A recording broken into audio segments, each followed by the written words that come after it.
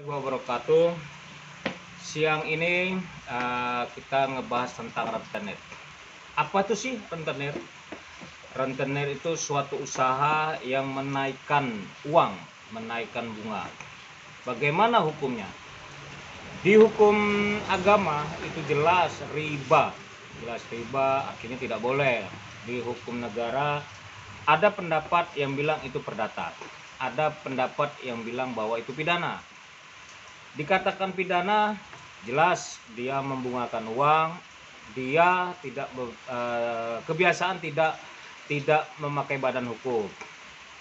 Tapi biasanya rentenir itu membungkusnya dengan usaha seperti koperasi. Dan itu pidananya. Dikatakan perdata gimana? Dikatakan perdata karena dia ada MOU, dia ada kesepakatan. Tapi kalau kita membungakan uang, membesarkan uang, apalagi tidak pakai badan hukum, itu jelas pidana. Jadi apabila kawan-kawan atau saudara semua sudah terjadi, dia pinjam uang, dia jaminkan sertifikat, jangan takut, udah nggak usah dibayar kalau sama rentenir, jelas itu.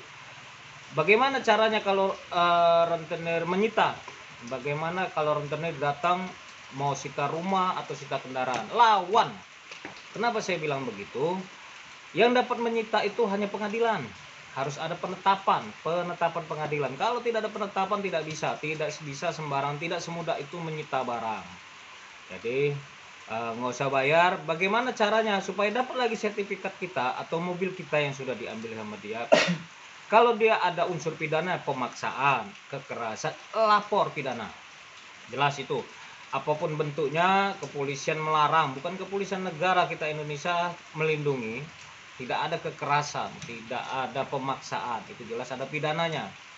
Bagaimana sertifikat bisa diambil? Tadi dengan lapor pidana, dia akan diproses oleh kepolisian. Dia akan berpikir. Jadi untuk sahabatku semua, rekanku semua, warga masyarakat semua, sudah cukuplah untuk pinjam rentenir.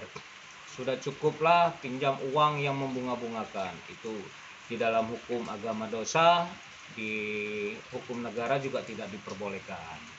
Jadi yang sudah terlanjur ya sudah, artinya tidak usah lagi. Yang belum jangan lagi. Itu aja pesan dari Tony Sastrajaya SHMH. Like and subscribe.